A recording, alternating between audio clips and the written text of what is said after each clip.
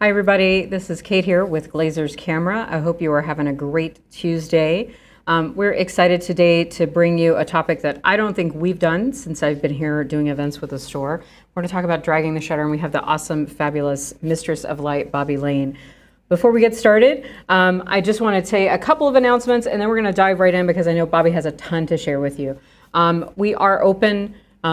As you know, the governor this past weekend did initiate another lockdown through December 14th and who knows how long. And so the store will be open, will be operating at that 25% capacity, but you can also still make those purchases online or do curbside pickup. We're here for you this holiday season. With that in mind, as you may or may not know, our usual annual holiday sale, we won't be doing in a traditional fashion. We've got lots of promos lined up over the next 5 or so weeks, so check your newsletters that are coming in from us. Check our website for promotions. We definitely want to make sure that you can take advantage of some of those great offers that are happening this year. I really highly encourage you to sign up for our newsletter. We'll be doing about 2 of those a week that highlight all the different promotions and opportunities to save $1 or 2 or more during this holiday season, as well as some gift guides and all that kind of fun stuff. For those of you who registered for this session, there are a couple of exclusive Profoto related promos just for those who registered. So if you registered for this session, check your email shortly after we have gone off air and look for that special promo. That will be something you can only redeem in store or call in to make that order happen. So with all that said, I'm excited to collaborate really with Bobbi Lane. Bobbi is an amazing photographer. If you have taken photo workshops in the industry or been to trade shows like WPPI or Photo Plus in New York, and maybe even places like Gulf Photo Plus, you might have heard her speak before. She also runs a tour company with her husband, Lee. And she's a fantastic, fabulous photographer. I'm making words up now. And she, I don't know what I'm saying. Apparently I need another cup of coffee. But the technique she's going to talk about today, I'm pretty excited for because it's not one I have really played around with much myself for someone who loves to play around with light. So let's introduce Bobbi and let's dive into this. If you have questions though, be sure to post those in the comments on YouTube or Facebook.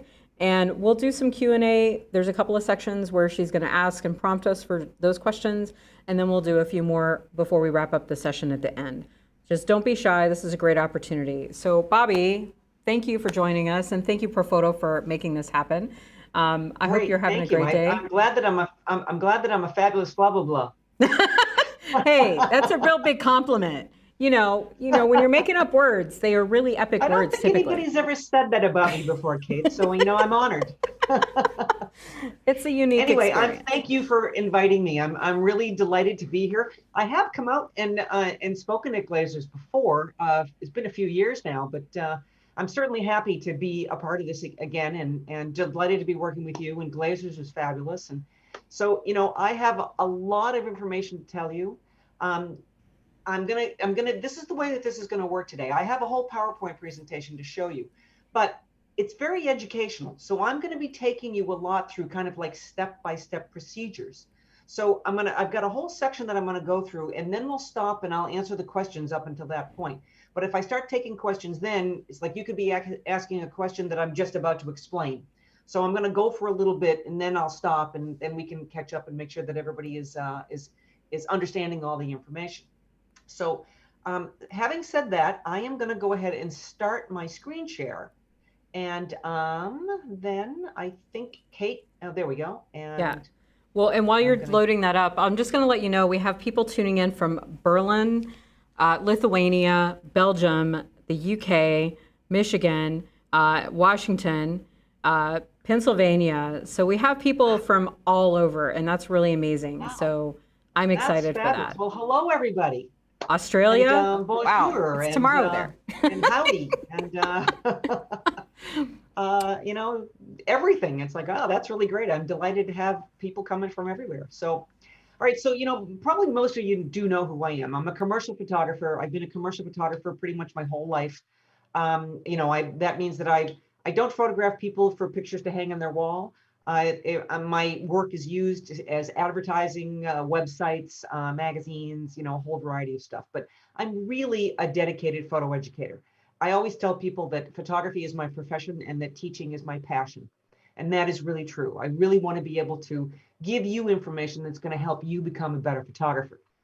Um, I lead travel workshops and around the world and photo workshops. At least I used to. I haven't been doing much of that this year. Could been doing a lot of Zoom presentations, but you know, we're not doing anything in person. You're going to find out a little bit more about that as I go on. I'll be talking about the Bobbi and Lee's photo adventures. My husband is Lee Varus, the god of all things Adobe, the master wizard post processor, a digital pioneer. You'll even see some pictures of him. But you know, we have a lot of stuff that we do to be able to present information to people. So again, a little more about that later. And I really am a lover of light.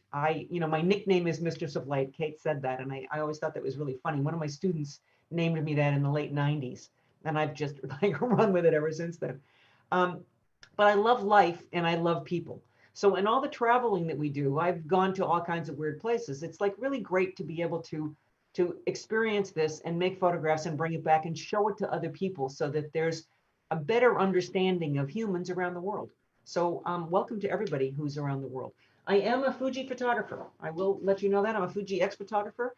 This is my X-T4. The lens I have on here is the 16 to 55 2.8, which is what I use a lot for the drag the shutter technique.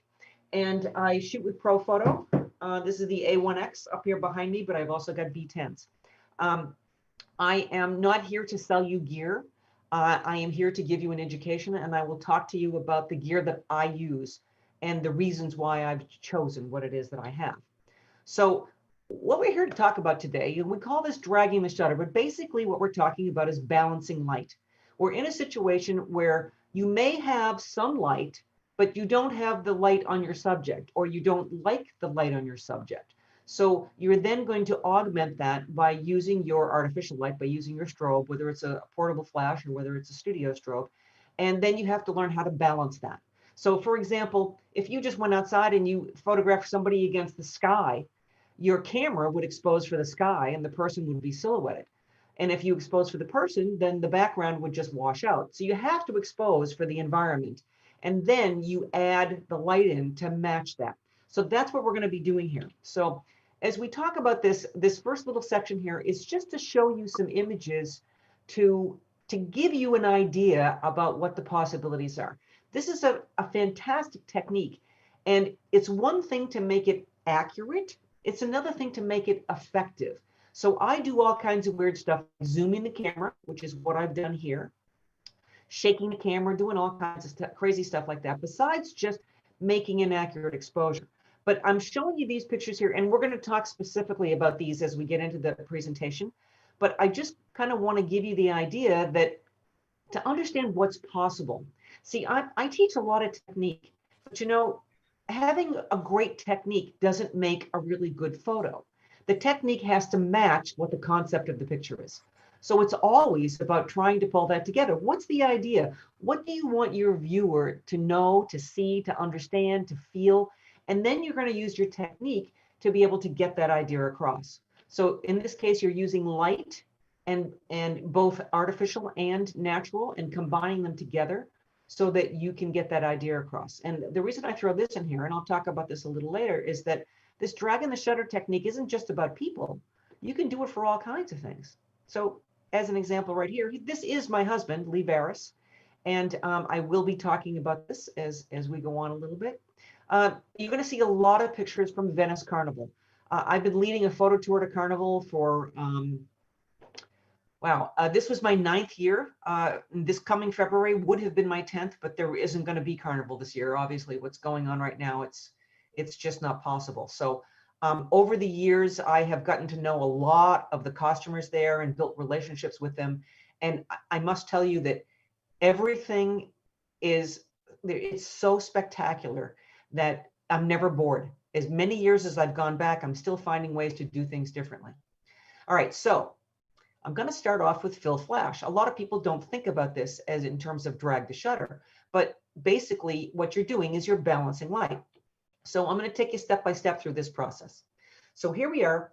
This is natural light, all natural light. I got a great situation. She's in the shade. I've got beautiful bokeh in the background. This is probably shot at f4 or 5.6, throwing that background way out of focus. But as you can see, she doesn't have very good light on her face, and she doesn't have good light in her eyes. So she's in open shade. Open shade means that there's no direct sunlight, but if there's skylight above her, well, then that's the light source that's on her.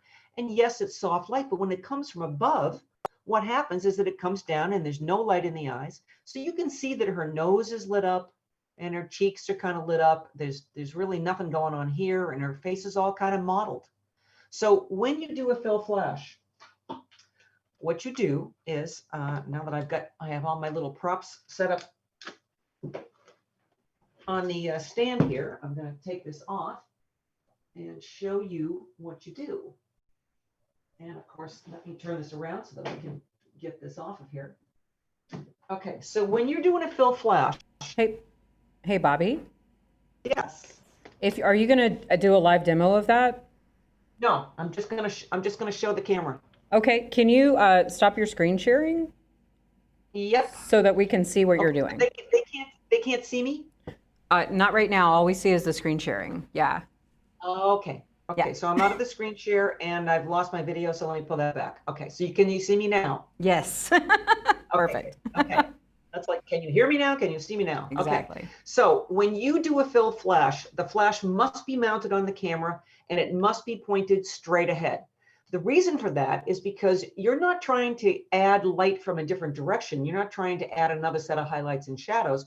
You're just trying to fill in the light that's there. Okay. So I'm going to talk about several different things here. When we talk about using our portable flash, we can use it either TTL or we can use it manual. Now, you probably, all of you know, if you have a flash, if you've ever tried to read your manual, you pretty much need to have an engineering degree and speak in Japanese, because otherwise it just doesn't make any sense. So for many years as I've been doing this and the millions of things that these fabulous little instruments can do, I basically use the flash either on TTL or on manual. Now, manual means there's a certain amount of power in here and you pick the power setting, full power, half power, quarter power, down to 128th, and you can do it in third stops. And it will put out the same amount of light every single time. Once you set it, it puts out the same amount of light. When you're on TTL, what TTL is it means through the lens.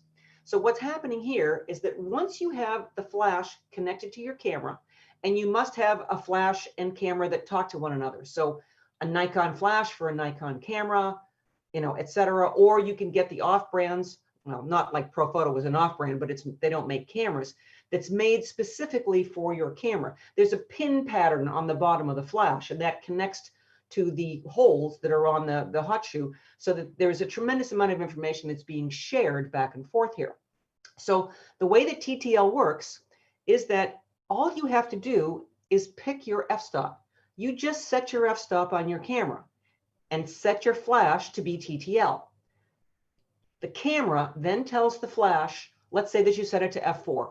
The camera tells the flash, I need you to put out enough light to reach f4. And the camera measures the light that's being bounced off the subject. And when there's enough light to be f4, it stops putting out the light. Now that makes it sound like it's a continuous light source, but it's not. The flash on your camera, your flash duration is less than a 2,000th of a second. It can be a 10,000th of a second. That doesn't really matter. But right now, it's just, that's the way it works. The camera tells the flash, just by setting the f-stop, this is how much light I want you to put out. And when the camera says that's right, that's the right amount of light, then the flash stops putting out light. Okay. So my general rule is when the flash is on the camera, it should be TTL. When the flash is off the camera, more than likely I use it on manual, although there's plenty of exceptions to that, but you're going to get more consistency if it's going to be on manual when the flash is off the camera. Now, I do have another little bit of education to teach you right now before I get into the fill flash. And that is basically, what is your exposure? How do you understand what your exposure is? Your exposure is based upon the distance and the intensity of the light source to the subject. Let me say that again. Your exposure is based upon the distance and the intensity of the light source to the subject. And if you think about it, that makes perfect sense. If you're sitting in a room and there's a window over here, if you get closer to the window, there will be more light on you. Distance changes. If you had a sheer curtain and you pulled it in front of the window, you're changing the intensity of the light. So your exposure is based upon the distance and intensity of the light source to the subject. So it's very simple. Basically, that's what it comes down to. So when you are using your flash on TTL, it is measuring that light, putting it out, and then shutting it off. When you're on manual, again, it stays consistent all the time. If I have the flash mounted on the camera and I'm shooting an event, a wedding, anything where I'm moving around, but the flash is on the camera. If I was on manual, I would have to be taking a reading or doing a test to find out what the exposure was. And then if I go over here and now I'm 4 feet away from somebody, where before I was 6 feet away from somebody, I've got a different exposure. So that's totally impractical. You can't realistically shoot on manual with the flash on the camera. TTL, it's going to adjust. If you get further away, it's measuring the amount of light bouncing off. It's going to put out more light to get to f4. So TTL is, as far as I'm concerned, a miracle. It's absolutely a miracle. So having said all of that, let me come back to fill flash. So now I'm going to go back to my screen sharing and go back to my, there we go. Share that. Oh, wait a minute. I shared the wrong one. Okay, that's all right. I can get to it from here. Slideshow from current slide. Okay, there we go. Okay, so as I said, this is the natural light. Now, here's the key to what's going on. This is fill flash. The flash is mounted directly on the camera, pointed straight at her with nothing, no modifier on the flash. So there's nothing to diffuse it, to soften it. It's just hard light. And the other thing is that this is set on TTL on 0, which means it's just putting out, if you say F4, F4. Well, I already have natural light, so I already have natural light on there. If I leave the TTL at 0, then it puts out the same amount of light that I already have in existence. So therefore, the subject's going to get too much light. Okay. So normally when you do fill flash, you put it on -1. I'll talk about that in a little bit more. You put it on -1 because you're just trying to fill in the shadows. You're not using it as a main light source. You're using it as a way to fill in the shadows. So in this case, I wanted to show you, this is hard, contrasty light straight on the camera. It's too much. So on this, what I did, that flash is still mounted on the camera, TTL, and I have a whole lot of modifiers that I use, and I'm going to show you a bunch of the Profoto stuff.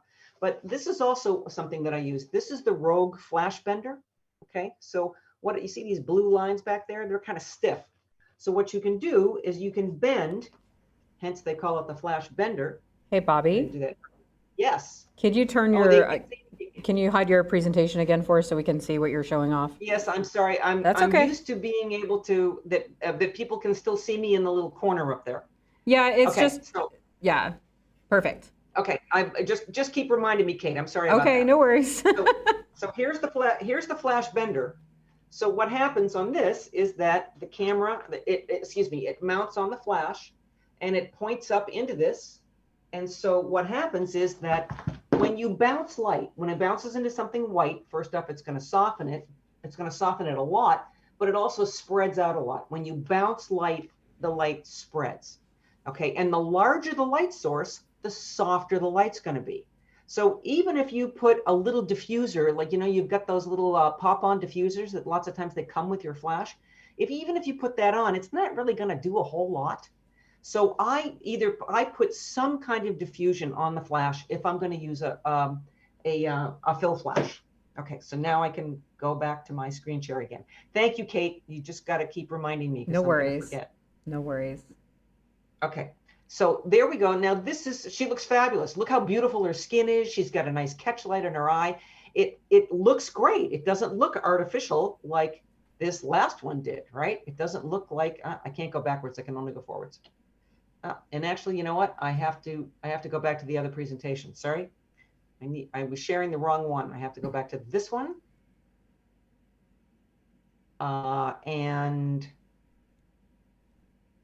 Okay. From that slide. Okay, so now you can see that. Okay, so here we go. Okay, so that's the fill flash. Now, I'm not going to talk too much more about that. You're going to see lots of other different kinds of things, but I really think it's important that everybody knows how to do a good fill flash. TTL -1, diffuse it. The -1 is subjective. Some of the modifiers that you use absorb a lot of light or don't transmit a lot of light, and they may have to be at 0. Some you want to do at -2. So -1 is the place to start, and then you just have to judge from there, and you can just very easily on the back of your flash change that setting to be -1/3, -2/3, whatever it is that you need to do. Okay, so let me go on. Now we're going to talk about one light on the camera. Okay, now a lot of people think, well, we all know what one light on camera looks like, right? It's terrible. It's hard, contrasty. It just doesn't, it looks like flash on camera, and we all know that that looks like shit. And that's a big reason why a lot of people don't use their flashes, because they think that they're not going to be able to get a good picture. But the stuff I'm going to show you today, you're going to see is going to be really pretty easy. So I'm going to show you a variety of things. One of the things that I like to do is I like to use grid spots. And I'm going to get out of this for a second. I'm going to come back and show you. So these are grids. Okay, so if you can see that, I'm trying to get over here so you can see. So you can see that they're like well, they're a grid. Okay, so when you put these on, what it does is it doesn't change the quality of light, it changes the coverage. So you can have a little bit, a medium amount, a smaller amount. So it's a spotlight. It's like taking your light and making it a spotlight instead of the flash going everywhere. Okay, and I'm going to go back to my screen share again. If I can get back to this, and okay. So this is Teresa. It was just about to snow. There is a grid spot. The flash is on the camera. It's on TTL. Now, in here, it's not on -1, because they're really, if I had just exposed for the background, she doesn't really have much light on her. And I also put a little bit of a warming gel. So you can see how she's just a little bit warmer. So I put like a half CTO. CTO is color temperature orange. It's an orangish gel just to warm her up a little bit. But, if there's not a lot of light falling on her legs, the grid spot is just making the spotlight. Okay. Now here the flash is also on the camera, and where I am, you're going to see this a lot. I'm on the ground a lot. I look up at people. I want to see the sky. I want to see the background. If you stand up at eye level and look at somebody, you have to tilt the camera down to see their feet, and then you make them shorter, and then you also see more of what's on the ground instead of what's really behind them. So I'm laying on the ground, and I'm holding my camera vertically. The flash is mounted on the camera, pointed directly at them. But because I'm on the ground, the angle of the flash is coming from underneath. So what's happening here is you see that I'm kind of monster lighting them because I'm down so low. Now on this, I don't think I have a grid. I think this is just the straight flash. But in this case, what I'm doing is I'm zooming during the exposure. So I'm going to talk a lot about this, about the zooming and the shaking technique and how you do it. I'm gonna get into the details on that just starting right now. So I have a series of pictures here to really explain to you what it is that we're doing. So I'm in Grand Central. I have a model with me. Now in Grand Central, what you're doing in any kind of situation, if you're in a church doing a wedding, or if you're someplace where if I expose to the background here, he doesn't really have any light on him. Okay, and I've moved him so that he's not standing in under any light that's on the ceiling, so that he's pretty much in the shade. So my exposure has to be based upon what I can't control, which is going to be whatever the ambient light is on the background. And then my flash is going to fill in the light on him. So in this case, I made my base exposure. Now here's the next step, and this is a really, really important thing. I do this a lot. This drag the shutter technique is something that I've been doing, accurately for years for corporate clients, sitting in front of computers, for, all kinds of stuff. So, but this is creative.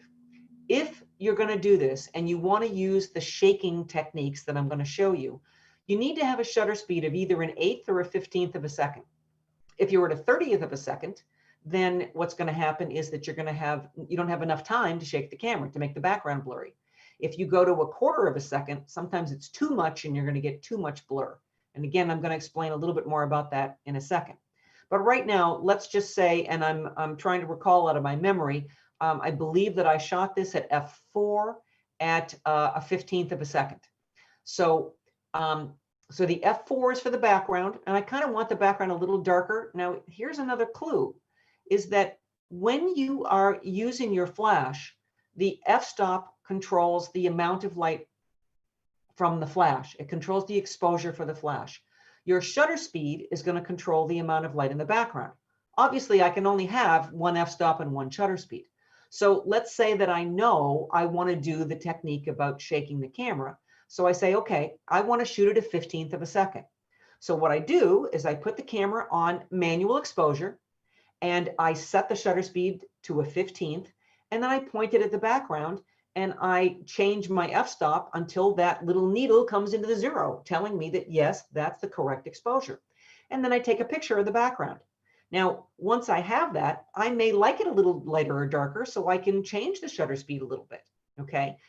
It doesn't have to be accurate, it just has to be effective. So in this case, I'm at f4 at a 15th of a second. The flash is on the camera. I have a grid spot on it. As you can see, his legs are silhouetted. So the grid spot's only covering this much on the camera, and I'm lighting him up. Now, I am not on a tripod. I'm hand holding the camera at a 15th of a second. Now, people say, but wait, you can't do that. You have to be on a tripod. Well, no, you don't. And you'll see a bunch of other pictures here that I've got even slower. First off, I've already got the background out of focus. So if there's a little camera shake in there, I don't really care. And here I'm trying to hold it still. So you can see the people moving in the background. So this is the just finding to make it accurate. This is zooming during the exposure. So let's go back and look at this. So we see, you know, here's the window up here, and here's the Christmas lights, and here's some other lights. So when I zoom, all of those spots of light are going to turn into streaks. So we get all these streaks. So now what I do, the way that I do this, is that I focus on him. I hold the shutter down to lock the focus. Okay. Then what I do is I start to zoom, and then once I start to zoom, then I hit the shutter, but I don't stop zooming. I'm zooming the entire time. Now, you probably, if any of you have ever panned, if you've ever done a panning, then what you do for a pan is that you know that, let's say a car is going to come by you. You know where the car is going to be. You're focused on that spot. You look off in the distance as they're coming towards you, and you keep the camera moving, and you continue to move. And then when the car is in front of you, you hit the shutter, but you don't stop moving. You keep moving. So that's how you get the car to be still, and then the background to be the pan.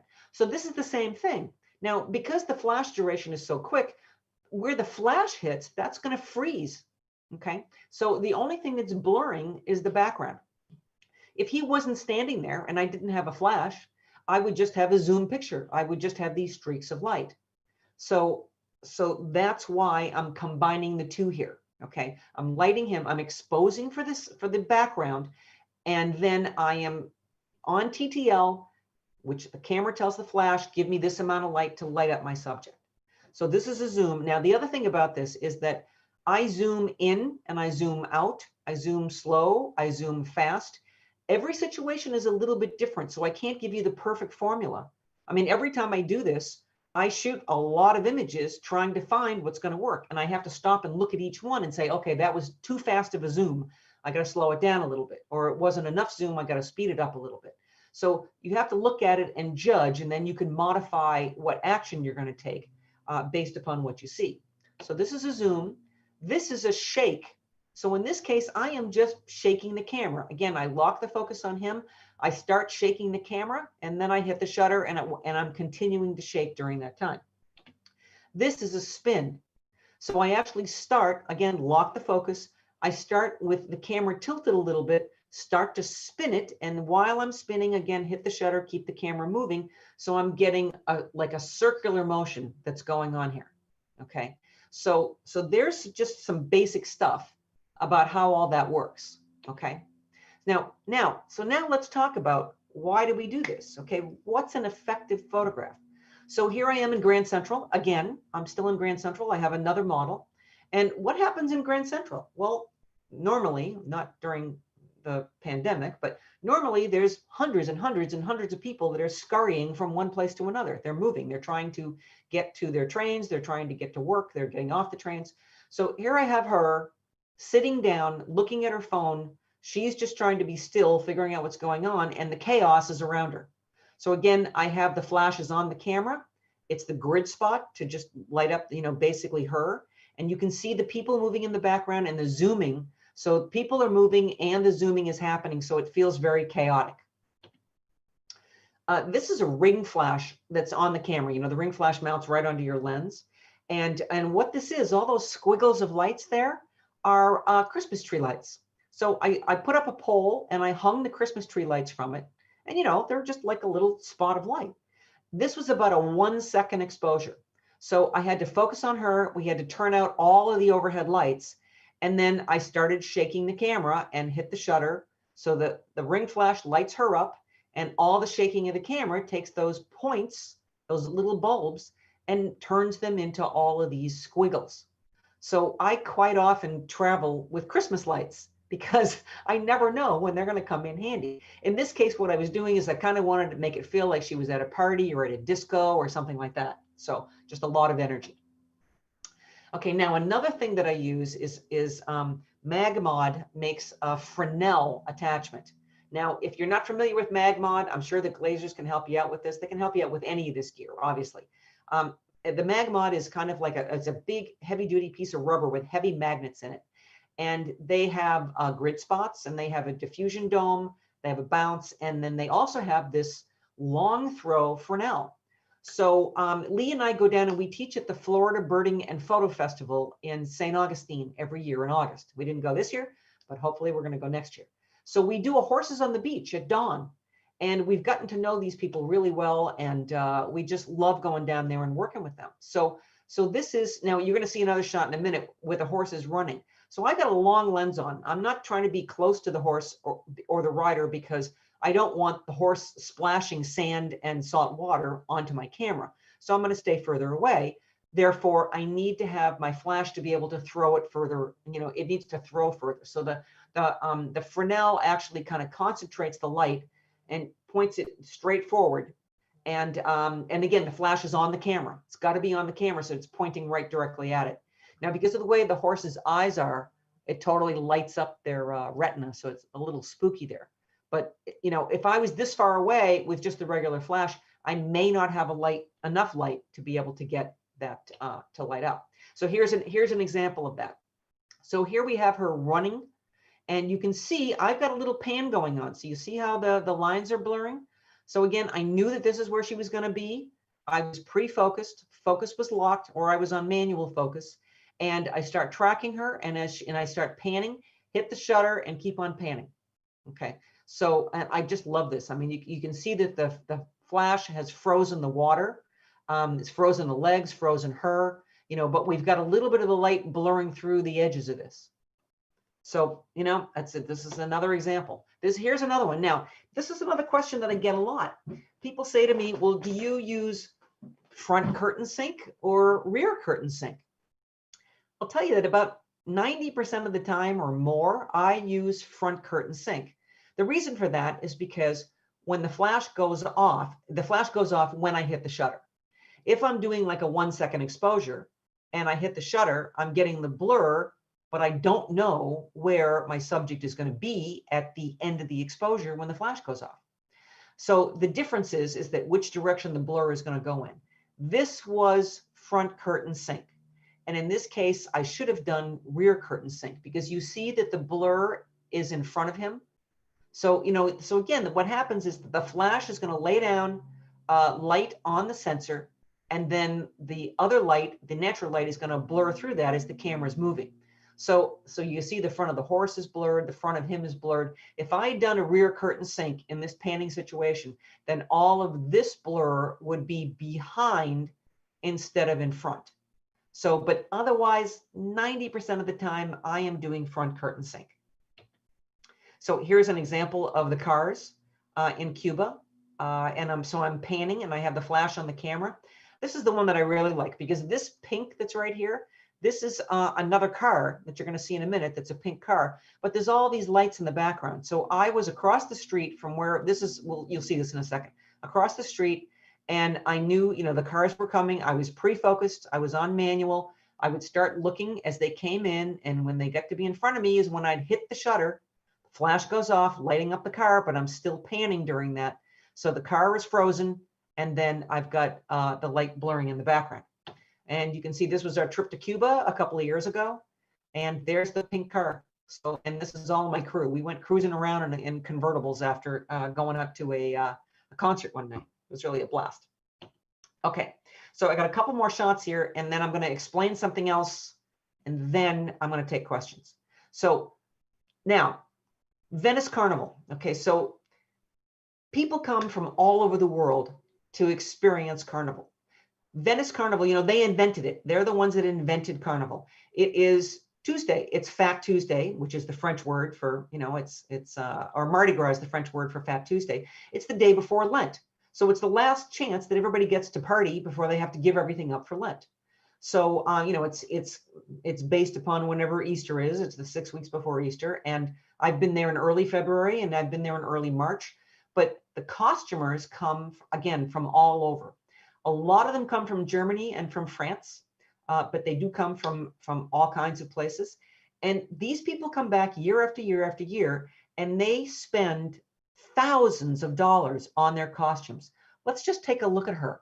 Look at this incredible bird mask, right? And then you have all the feathers, and we have the satin and the brocade and all the little paraphernalia. I mean, some people will spend $5,000 to $10,000 and make a new costume every year.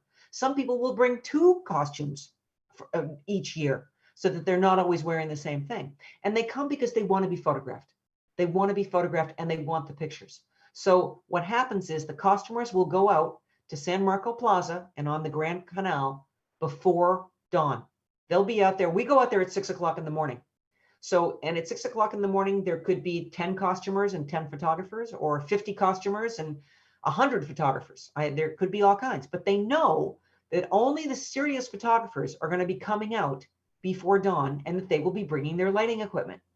So they all have a card that has their picture on it and their email.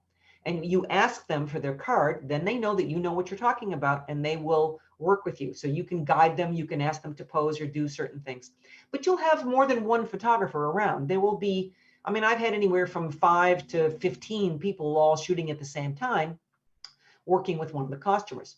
But again, I'm on the ground a lot, so I'm kind of like down in front of people and not in their way.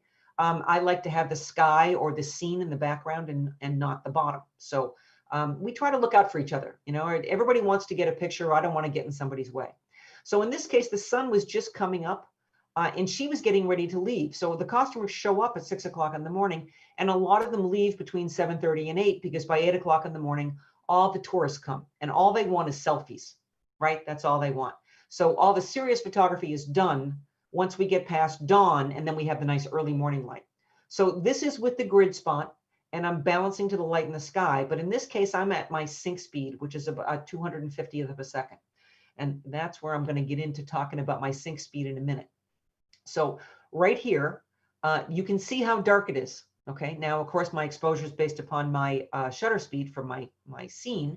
I've got the grid spot. I've got the double grid spot on. So I've got a very, very small spot of light that's going on her. And I'm doing a little bit of zooming during the exposure. So it makes it very, very dramatic. But there's very little light in the sky at this point. Okay, now this really gives you the overview. This is the Doge's Palace right here. Here's the Grand Canal. And right behind me is San Marcos Basilica. So in this case, I've got these two costumers. And I have the grid spot is on the flash on the camera, and I've turned the grid spot. So instead of being straight directly on them, I've turned it off a little bit because I wanted to create the illusion that she was being lit by the street lamp. Okay. Instead of thinking it's a flash straight on, she's a little more lit than she is. Now, if you notice, I've got them pulled in front of the street lamp.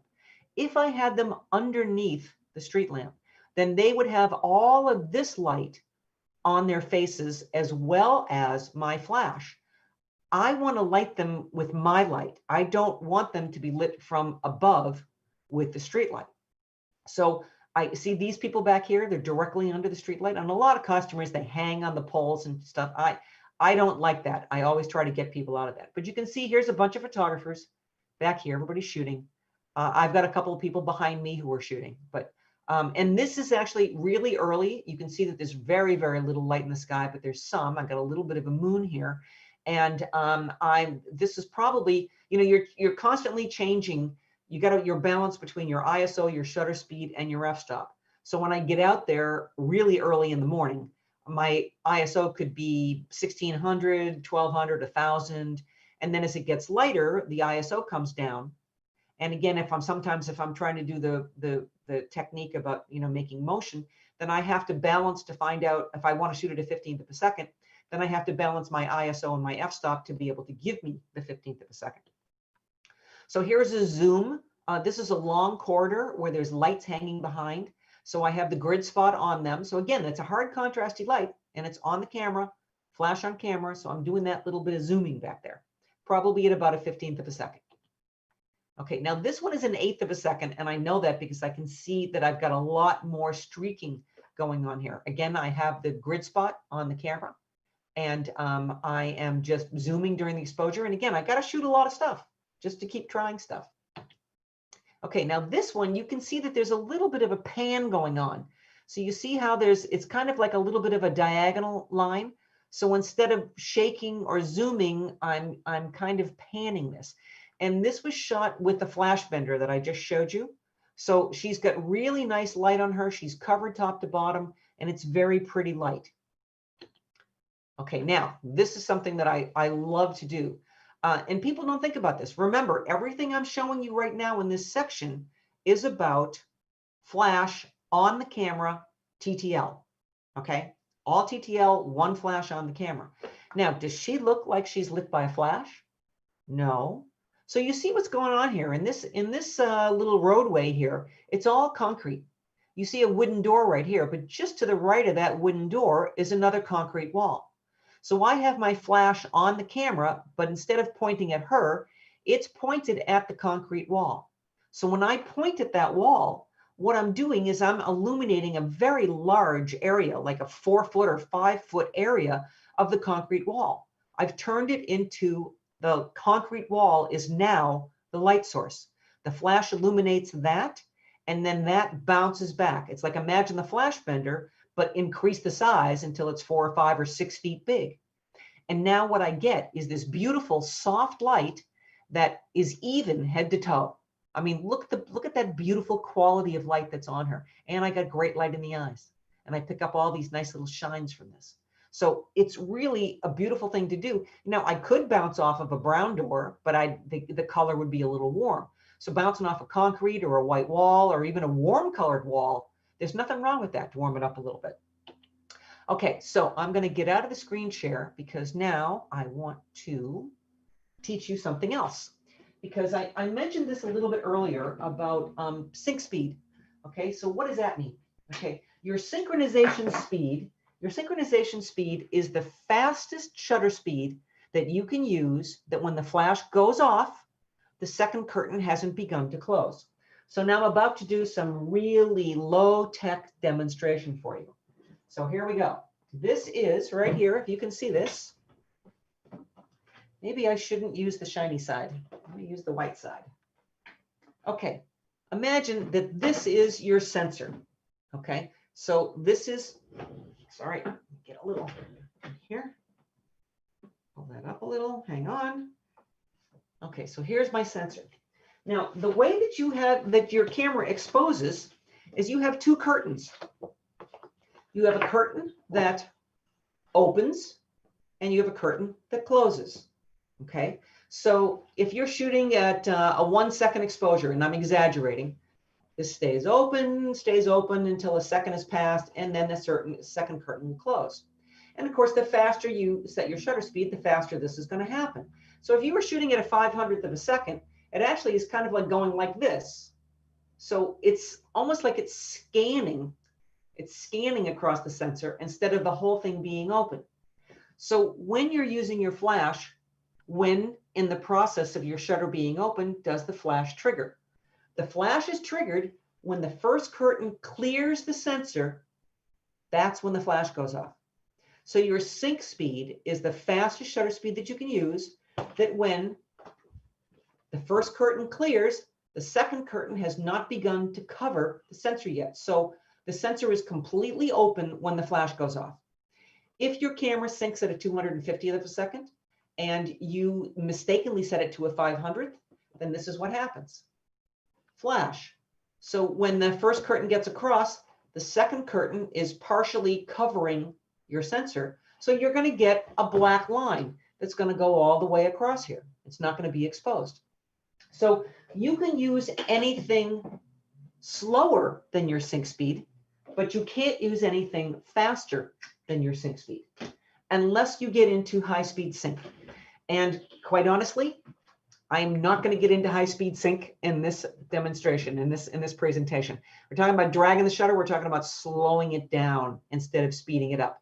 And there's a lot to know about that, so I'm not going to get into that at all because there's a lot of stuff to show you on this. So, Kate, this is a very good place to stop and see if there are questions that I can answer.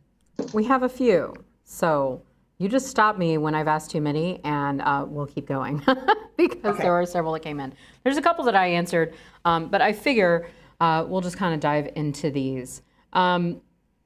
So you talked about ISO a couple of times. Are you using auto ISO or are you manually selecting your ISOs? Oh no, I am definitely not using auto ISO. I have to be in control of everything. Now, quite honestly, you know, if you put your camera on P and just took pictures, it would do a pretty good job of figuring it out.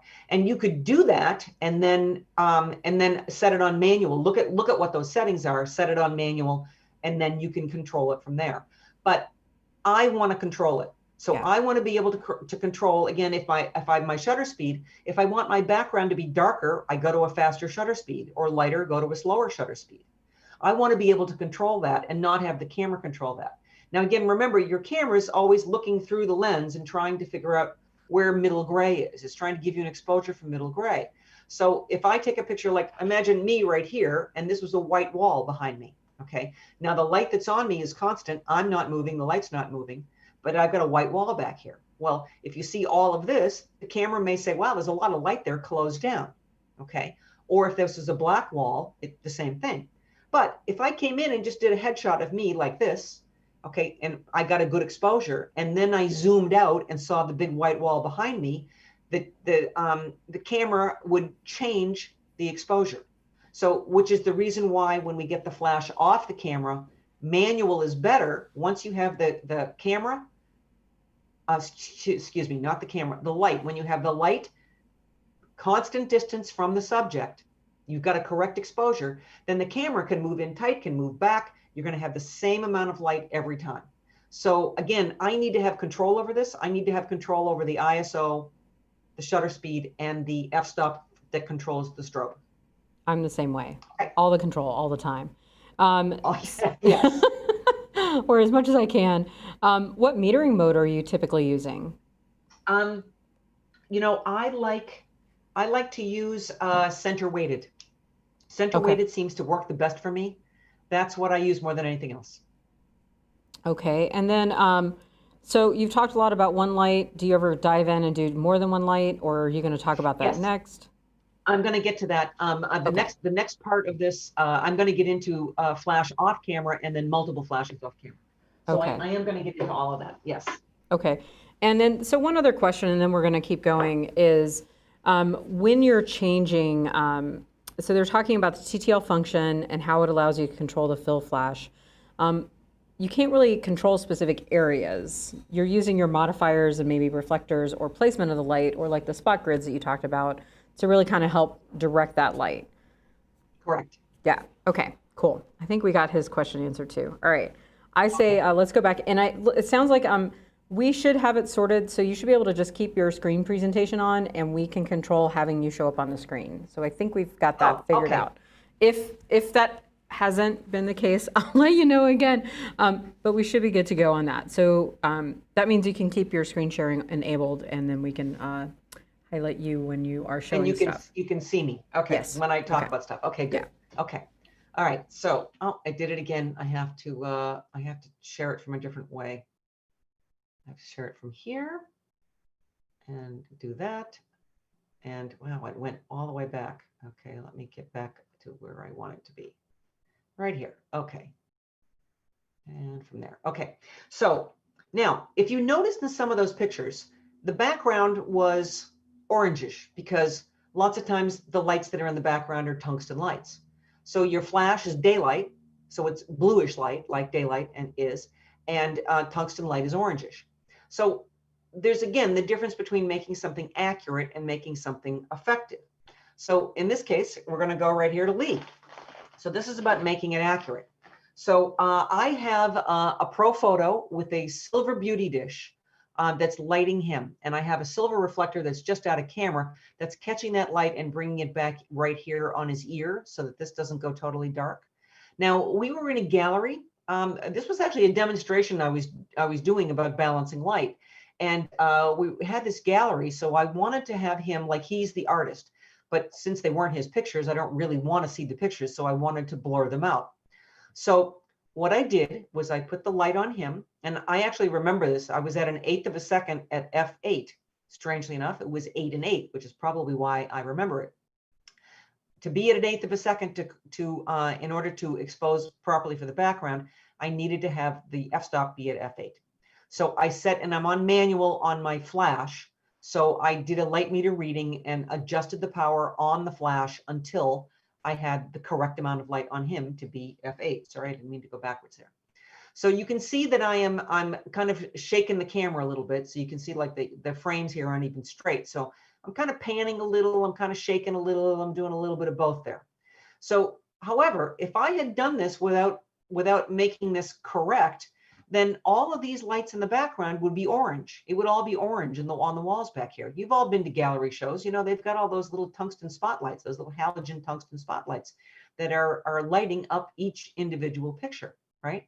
So when you have two different colors of light source, you have to do something to bring it all to one color, which means that you're going to have to gel one of the light sources. Okay, so I have a choice. I can either put a little blue gel, I can get a ladder out and I can put a little blue gel on this light and then this one and then this one and then this one and spend a half an hour, 45 minutes trying to gel all of these lights. Or I could put one gel on my main light, my strobe light, which is a CTO, stands for color temperature orange, which takes daylight and turns it into tungsten. So once I have changed my strobe light from bluish to orangish, then I set my white balance in my camera to tungsten. So these are tungsten lights in the background. I've turned my flash into a tungsten light by using the CTO. Everything is tungsten, turn the white balance on tungsten, and all my color is correct. Okay, so this is to make it accurate. However, there are things I can do to make things effective. So I'm showing you this picture, but I'm going to explain the step-by-step in the next one. Now, this is not a picture about the gel. This is to show you what it looks like. So this is the Doge's Palace. And I just wanted you to see that this is kind of like what the color of the walls are. Okay, so I'm in the corridor underneath the portico that's underneath the Doge's Palace. So that's what it looks like. So I got this guy, the Peacock Man, okay? And you can see everything is really bluish here. So what I've done is that I have a grid spot on my camera, and I have put the grid spot, I have put an orange gel on the grid spot. So I've turned my flash into tungsten. I've set my white balance to tungsten, but this is all natural light back here. Okay, it's that color, right? And you can see here, you know, it's early morning. You can see it's really bluish sky out there. So think about this. If you mistakenly left your white balance on tungsten and went outside to shoot, everything would be blue, or bluish, I should say. So that's what happens. So I did this on purpose for this. So he is correct. He has the correct color on him because he's lit with an orange gel. But then turning everything else into tungsten makes that background go blue. And again, I'm zooming during this exposure. And again, here I was spinning during the exposure, but this is the same thing that I did. I've got the light has got an orange gel on it so that and then I'm on tungsten, she's correct. And then everything in the background is blue. So again, I keep telling you this, I'm on the ground. When I go to Venice, I'm in old jeans or black jeans and a black coat because I spend an awful lot of time on the ground. Okay, so I'm on the ground here because I want to get him framed. I want to see the arches here, right? So I have to get to be in that position. So now you're going to see what it looks like. Okay, so here I am. Now, I'm shooting with the Fuji GFX, which is the medium format. This is my Fuji flash because this is before I got the Pro, but actually it was before the Profotos were made. And I have the Magmod and the orange gel on here. So there's the grid and the orange gel that's on here. Now, the reason that I'm laying down is that you can see I have all these other photographers behind me that they want to shoot too. They're not shooting exactly how I'm shooting. They're doing their own thing. But the GFX, actually all the Fuji cameras have articulating screens. So I could have been kneeling and looking down because I wanted the camera to be at a low angle. But if I did that, I'd be blocking a lot of other people. So I was trying to be nice and stay out of the way. So I got down on the ground. So there you go. Okay, so now, actually, Kate, are there any questions from that one little piece? Because I'm going to get into a big section now. Just a real quick one on, do you use the OCF collapsible beauty dish? And if so, are you using the one with white or silver? I use both. Okay. And I'm going to talk about that stuff in a little bit. You'll see some pictures coming up. Okay, cool. All right, we can keep going. All right, so now I'm going to go one flash off the camera. Okay, when you get the flash off the camera, now you have the whole world open to you. Now you can control the direction of the light. Now, in all my lighting classes, I always talk about what I call as the big three, the three aspects of light: direction, quality, and depth. When I say depth of light, I'm talking about how dark the shadows are. But the direction of light is going to determine your form and your mood. Now, when we do a portrait, we talk about direction of light. I'm sure you've heard these terms of split light, Rembrandt light, loop light, and butterfly light. Okay, so that's all with the light at a different position on the subject. So you're casting the highlights and shadows specifically the way that you want to describe your subject, to set the mood, to be able to tell the story that you want to tell. Quality of light is going to depend upon the modifiers. Are you diffusing? Are you bouncing? Are you spotlighting? There's millions of different kinds of modifiers. We'll talk about that in a little bit coming up. And then how dark the shadows are is all about the mood. If you have the darker the shadows, the more dramatic the picture is going to be. So this is in Ethiopia. I have one flash in a 2-foot softbox off camera. Somebody is holding it. And so the tribal chief is being lit up, and I'm balancing to the light in the background, which was a 200th of a second. I'm shooting at f11 at a 200th of a second. I wasn't doing high-speed sync, and I could do that. I could get f11 in the softbox and light him up. The softbox doesn't carry over very far. So the boys in the background don't have much light on them, but I liked that. I kind of liked that he's the older tribal chief. They're the new young ones that are going to be coming up. They're on the Omo River Valley. They're in the Oxbow. I mean, I just love this guy's gesture here. It was just a great happenstance that it happened. Now, remember what I said about bouncing off of a wall? Well, if you don't have a wall with you, you can bring a reflector. So in this case, I have one big reflector here, like a 6-foot tall reflector. I have one flash pointed at the reflector. Therefore, the 6-foot reflector is now my light source. And look at the beautiful light that's on her. She's all lit up, and it's falling off as it goes away. My assistant's standing back here waving the material, and I'm balancing to the light in the background. Okay, so, but bouncing that light, it's just beautiful. Now, again, nowadays you have a lot of the manufacturers, you can do TTL. Kate, if you can show me again, can they see me now if I show this? So this is the transmitter, okay, that sits on your hot shoe. This is the Profoto transmitter. Now, from this transmitter, I can control TTL. I can make it TTL or manual. I can do front curtain sync, rear curtain sync, or high-speed sync. I can control, I have groupings. I have 8 channels and I have 3 groups. I can control groups separately. I can turn the modeling lights off and on. I can turn the heads off and on, and I can turn the power in third stops up or down for each group individually. So I don't have to go to the lights. I can control everything from here, whether I'm on TTL or whether I'm on manual. For somebody like me, who's been shooting strobes for 40 years and it's all been on manual, this is a miracle. This is totally a miracle. And I have all the controls here. So again, you have to have something that's going to work with your camera. These are master controllers that do the TTL and all of that, talking to your camera and the flash that all go together. But there's another thing called a dumb trigger. You've probably heard of Pocket Wizards, but I use Ares. It's Photix, made by Photix. The Ares, ARES 2. They're dumb triggers. Basically, all that means is that they just make the flash fire. And the way that they work is they have a transmitter that goes on your camera, and then they have a receiver that looks exactly the same, except it has a hot shoe that sits on top of it. So you can take your flash and you can mount it on that hot shoe.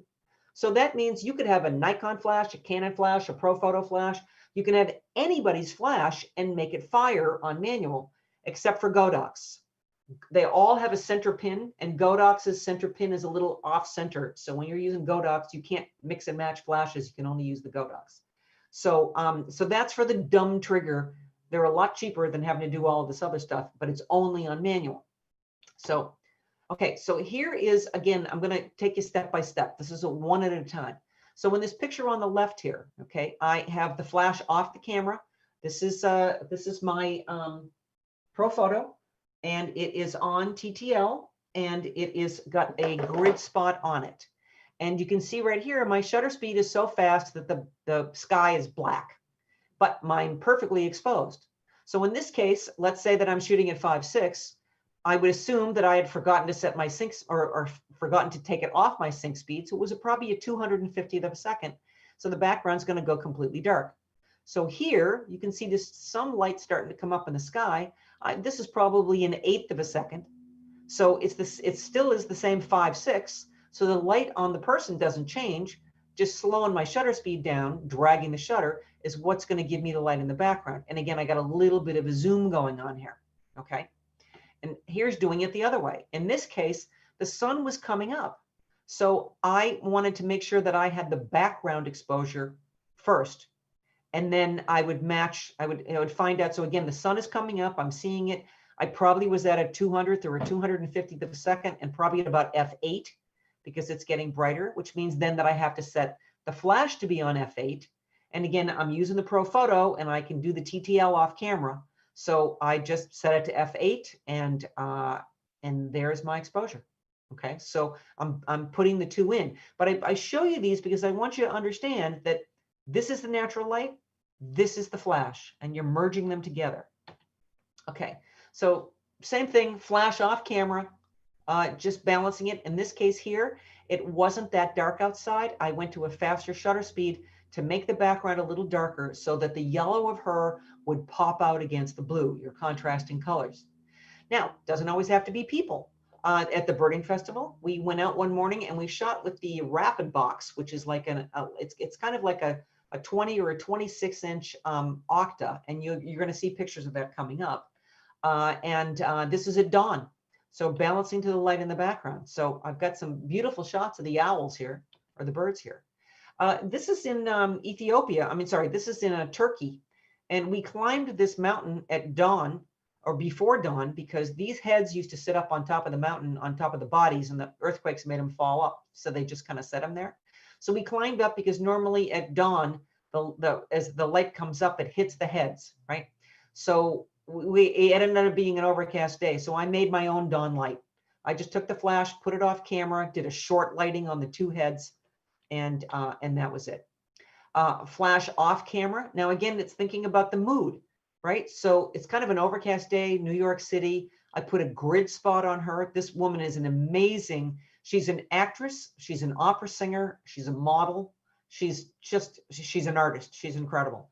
So I wanted to do something that was a little edgier. I've got the grid spot on her, so it's a little more dramatic. It's kind of dull outside. And I just shook the camera just a little bit to make that little bit of oddness there, and had her keep a more serious expression. Back in Grand Central again, I have a grid spot, flash is off camera, and it's down low. So it's pointing up at him. So again, there's the monster lighting, and I'm underexposing the train platform back here because I wanted it to make it feel like night.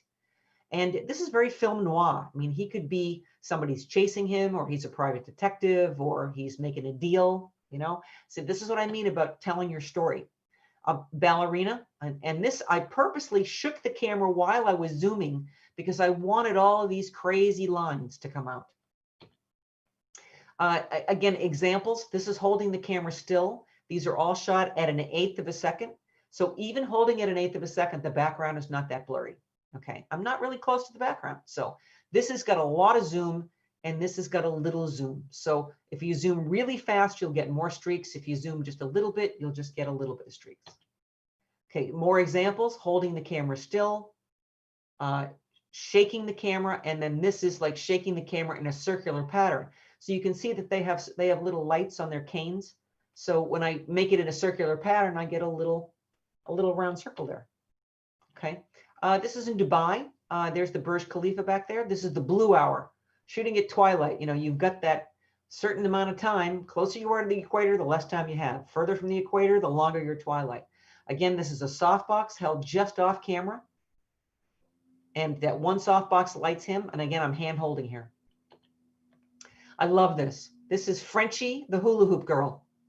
The light source here, I have a B10 with a 1x3 softbox off to camera right, the Profoto B10. So the 1x3 strip light is just lighting up a little bit of her. And all of this light, she has neon lights inside her hula hoops. So it's just the spinning of this is making all of these things come around. So I had to shoot a lot of this, and I love this one because I caught the hula so that her head was kind of framed by that. Okay, now we're going to do a sequence here. She's also lit by the 1x3 softbox, and I have an LED light with a green gel on the background. This is like a loading dock. So these are those corrugated doors that slide up and over.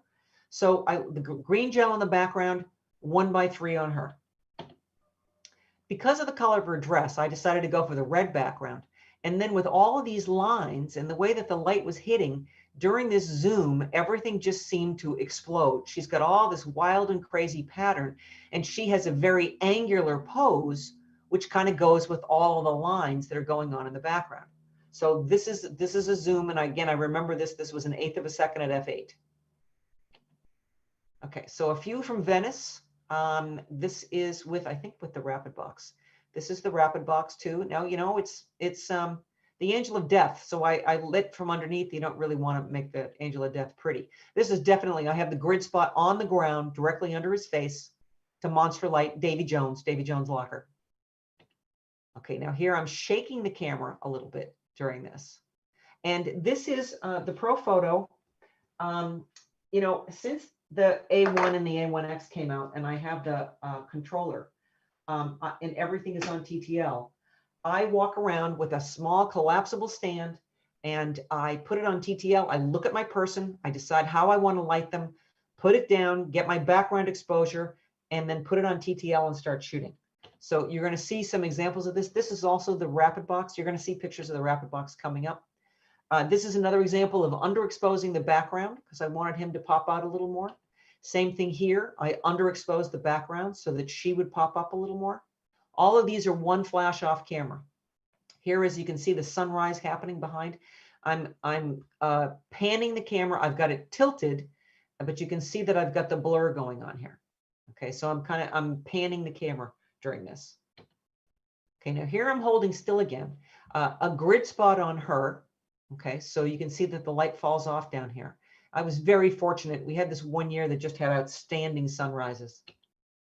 Okay, the fire people. I love the fire people. Now, they are lit with Profoto makes this shell. So Kate, I want to make sure that people can see me. So this is the shell. Okay, so there's the picture of me with them. And here's the shell. Here's the shell. I've got this is tilted a little bit. So I've got the shell, the light comes up and bounces into this, and it is parabolic.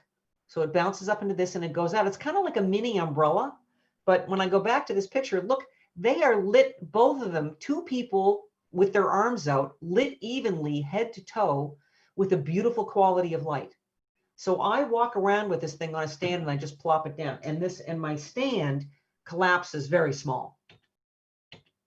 Okay, so just another couple examples of changing different kinds of things. Here I see her reflection here. I'm holding the camera still. The sun is coming up. Here I'm actually spinning the camera. So it's again, it's a different kind of feeling. It makes it a little bit more mystical. Looking into the light and then looking away from the light. Now, looking away from the light just got a little bit more mysterious. So what I did in this picture was I desaturated to go for the mood. Two completely different feelings. Okay, this is also done with the rapid box and off camera, but I want you to see that quality of light. Quality of light is just beautiful on that. This is with the shell, the Profoto shell. It's actually called a soft bounce, but I call it a shell because it looks like a shell to me. Okay, so now you're going to see the picture. So if you look here, this is a model that we hired and rented the costume. So you see all the water back here? What this is, it's the sunlight reflecting off of this building. Now she's in the shade, and there's the Westcott rapid box, and there's my A1 in that. So I'm lighting her, and I've got the reflection of the water in the background. Okay. This is that rapid box. This is at dawn. These are the Rose sisters. This is Mona Rose right here. They are the top costumers in Venice. I've been shooting them for the last 5 years, and they now come, the last 3 years, they've come and worked with my class individually, my group individually. So this one light, the rapid box, is lighting up both of them. Again, this spectacular sunrise. Mona, by the way, she designs and hand makes the costumes for her and her 2 sisters every year. And they have a different theme every year. One year we had fog. It was so cool. One flash off camera, it's a rapid box. Okay, one year we threw confetti. Now, a lot of people don't want that because they don't want to be picking confetti out of their costumes. But this is Elaine and Muriel, and they have become friends, and we shoot them every year. We've shot them for 5 years now, too. Okay, so now I know I'm starting to run out of time here. So I got another 15 minutes left. So I got a few more things to go through, and I'll still have time for questions. Okay, so a flower outside. This is on my deck. It's all natural light in the background. And if you see this, this is really kind of dark in the background. So this is lit with just the dome on the Profoto. Okay, just that one light. But the background's really dark. It kind of looks like night. So this was f4 at 125th of a second. This one is f4 at a 60th of a second. And this one is f4 at a 30th of a second. Now, I really like the color of the background. I like the tonality of the background. However, there is so much natural light on my flower now that you can barely see any effect of the flash at all. I'm losing all that texture and highlights that I was getting. So there's only one choice to do here. You've got to block the light off of your subject. So here you can see, here's my setup. So it's an overcast day, just as much light on my flower as there is in the background here. So I took a reflector. This is not a diffusion panel. This is a reflector. It's black on the other side. And I am blocking the light off of the flower. So I've dropped the amount of natural light down about 2 stops. And there you can see my flash, and there's the dome that's on there to soften it down a little bit. So now this is the exposure for the background without the flash, and this is with the flash. So now I was able to get that feeling that I wanted from the flash about being able to control the direction and the quality and get the tonality that I wanted in the background by blocking the light off of the flower. Okay, multiple flashes off camera. Friend of mine, Peter Singer, is a musician, and he's got a plane. So there is just the sky. Here I've lit up the plane. I have 3 lights. I have a light from here. I have a light from coming back from over here to light up the fuselage, and another light from underneath, but that light from underneath is making the shadow go here. So I had to move that. And then we get into the sunset. So again, 3 lights, main light here, a light from, it's kind of like back over here that's lighting up the fuselage, and another light that's on low power from here. And I have a port, those are all B10s, a 4 foot by 6 foot softbox here, grid spot on the back one. And then I have my A1 sitting on the seat, pointing up at the ceiling of the cockpit so that there's some light up there. And then there's my friend Peter, and a great sunset. Okay, 2 flashes. This one's on the ground. This one's being held. These are both raw flashes, so there's nothing on them, just hard light and just edge lighting these boxers in Cuba.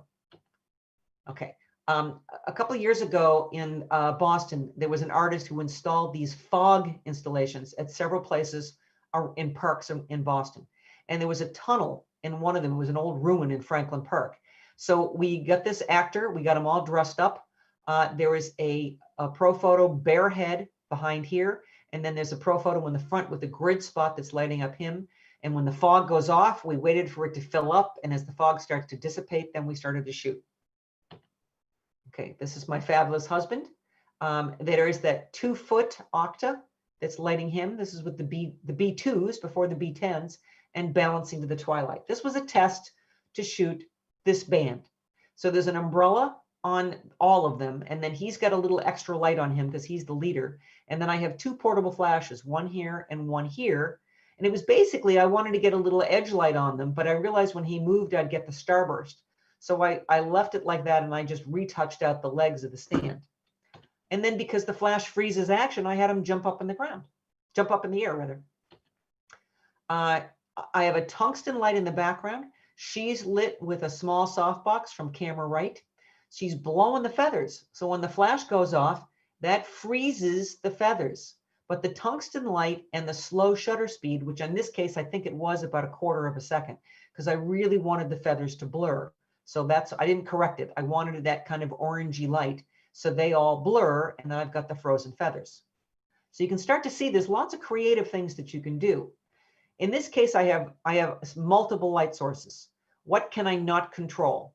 I can't control the light that's outside. This is Tom Christian's. He makes brightly colored pictures of Manhattan, and he lives in upstate foggy New York. So I wanted to include this. So this is what my exposure is based upon. And then I added my flashes, my softbox on him, and another small softbox for the rim light.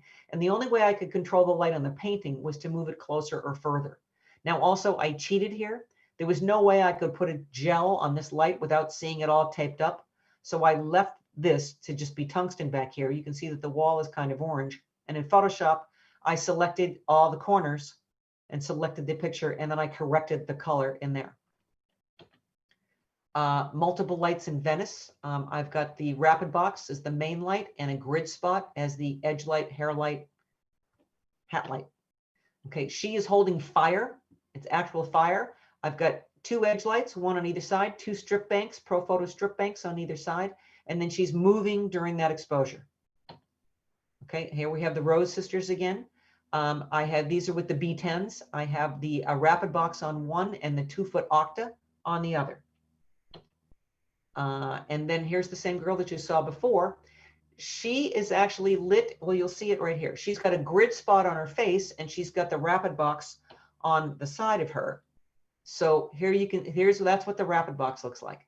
So the grid spot is on her face. You can see it's basically lighting up here. And then the rapid box has a silver interior, and I took off the diffusion panel here so that it lights up all of this. Okay, and then the next one I reversed that. I put the diffuser back on, and I lit her with the rapid box and put the grid on the background to put a little bit of glow on the background for separation. This is this year, Mona Rose. Mona, this year, her theme was Bollywood Baroque. So it's all the Indian stuff. It's all the Indian influence. But of course, Venice it's all Baroque. So in this case, I have the rapid box on her and the A1X behind her. Originally, I did this because I wanted her shawl to light up, but again, then I remembered I could get the starburst, so I moved a little bit so that I would have that, and then I zoomed during the exposure for the background. Now you see, if I didn't zoom, it's just really boring and ugly out there, right? So the zooming was what really makes this. Okay, so there's just a little bit of a zoom. And then here are the 3 sisters all together with a zoom. And then this was still. So now Lee got in here, and there was a cart back here. There was some people back here. So he did a little bit of the retouching on this. But again, I have 3 lights. We've got the grid, not the grid. We've got the rapid box and the 2-foot octa, and then the A1X behind. So this is in a blackout studio. There's a softbox coming from camera right. Put it on B. Open the shutter, leave the shutter open. There's somebody with a flashlight that comes in and points it back towards the camera and then just goes and outlines her. But it's got to be in a blackout studio, and you got to have the modeling light off on the flash. This is with the Pixel Stick, which is a long, skinny device that has an LED light in it, and you can put JPEGs in it or you can put your own photos in it. So this was fire. So we have the devil here, and I have a grid spot on the ground, the A1 with a grid spot on the ground, lighting from underneath. And then this is like a 10-second exposure. So Lee is then, once the flash goes off, we open up on bulb, hit the flash, and then Lee starts running in the background, holding the pixel stick and that long stick, the light part of it pointing back towards the camera. And it's kind of like painting in the fire. And since it really is a light, you do get the reflection on the ground in the background. So you can see the street lights are still on and it's not there. So, there's no light in the sky. We have to do this really early. And then this year we tried it with sparklers. It didn't work out very well. The sparklers weren't very bright. So Lee kind of enhanced all this with that. So, and then this was another year. So there's Elena and Muriel. You remember the confetti people? So that's that. And then this was another year we did blue with them. And then that's it for the pictures. So let me tell you a couple things. We've got a few minutes for questions. My website is bobbilane.com. That is my business website. But Lee and I, all of our education is always listed in the Bobbi and Lee's Photo Adventures. And I believe that is in your chat. So if you look in your chat, you will be able to access that. So it's Bobbi and Lee's. It's all lowercase. There's no apostrophe there. Photo Adventures, plural.com. Go on there, sign up for our newsletter. We'll send you all kinds of information, lots of links about stuff. I am working on doing my own 4-week-long interactive classes. You get a lesson, you get an assignment, and you get a critique. That's going to be launching in January. I also have downloadable classes. I have posing and directing and exposure foundations at my bobbilane.teachable. Lee has 17 classes in post-processing on his Teachable. And again, if you go to the Bobbi and Lee's website, you will find the links to this. Lee also, we both have our own YouTube channel. So if you just go to YouTube and put in my name or put in Lee's name, Lee has got, I don't know, 50 things on there. I've got a bunch of stuff, but Lee's got a lot more. Now, we said we're not going to Venice next year. We're not going to be able to, but we already have the dates and we already have deposits. We're taking deposits for Venice Carnival, February 22nd through 27 in 2022. And you can go to this link again, go to Bobbi and Lee's Photo Adventures. You'll see it and you'll get all the information. So on that, I am going to stop the share and here I am. So what can I do for questions here, Kate? We haven't actually had any come in for a while now. You guys have been quiet out there. Just, some comments saying that it's a great presentation. I posted those links in the comments, so you folks out there can just click on those, bookmark them, check them out for sure. I definitely would encourage you to do that.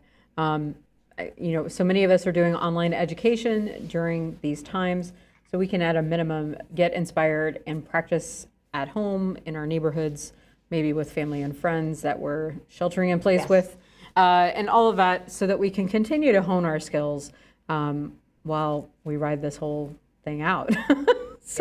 This is a great time to experiment. It's like you got nothing to lose. It doesn't cost you anything to try all this stuff.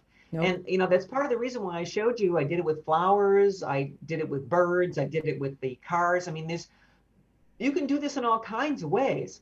So it's really, I hope that what came across to you is that this isn't really hard to do. You have to have a little bit of understanding. You're exposing for the background, okay, for the natural light. And then on TTL, you just set the flash, you just set your f-stop and boom, you're there. You can make minor adjustments if you want to.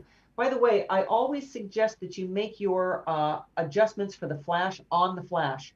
There are ways to do it in the camera, but if you do that and you forget to take it off, the next time you put your flash in the camera, nothing's coming out the way you expect. If it's on the flash, you can see it says, oh, look, I'm on -2. No wonder it looks dark. Okay. Right. So I always do it that way.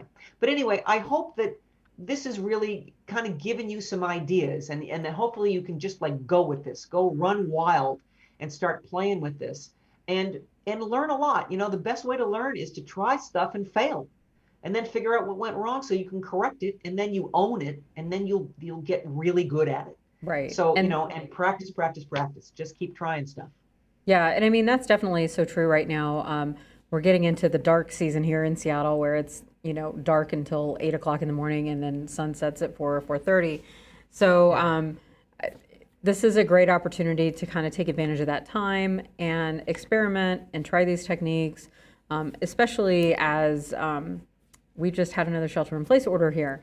So, we're not getting out and exploring in the way that we might want, because we all need to be safe. So, Yes, maybe you have a partner that you could try this on, or your spouse, or your kids, or your pets, or stuffed creatures, or a still life. You can still experiment with these techniques just to get the idea. So, right. You can set up a little still life on your dining room table. Exactly. You can light something, and then you can put a flashlight on the background as the background light. The background has to have something on it. A plain background is not going to blur because it's already Right. plain. So, some kind of a textured background, and then, you can start to learn this stuff. You can play, everybody's got flowers in their house or plants in their house. There's so many things that you can do with this. It's kind of like endless possibilities. Yep. So start to play, and this is a good time to do that. Christmas lights, you're going to have your Christmas tree is going to go up probably soon, even though we haven't hit Thanksgiving yet. Yeah, But they're that's already up. The stores, another great thing to do. yeah, the stores shifted to Christmas, I think, 2 seconds before Halloween was even over on that day. Yeah, So, yeah. I saw some of that too. well, there's a lot of thank yous coming in from those who tuned in. Again, we had a really great response. Terrific. How many people did we have? Oh, Kate, I can't hear you anymore.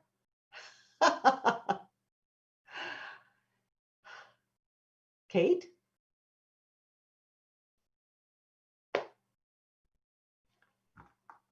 Oh, well, let me see. On. Oh, there you are. I'm back. You're back now. Yeah, the camera battery died. This, it's like a Monday, but it's Tuesday, so I'm back. So lots of thank yous. Bobbi, thank you so much for your time and all of that amazing information. Profoto, thank you so much for helping to facilitate this and make it happen. I love Profoto.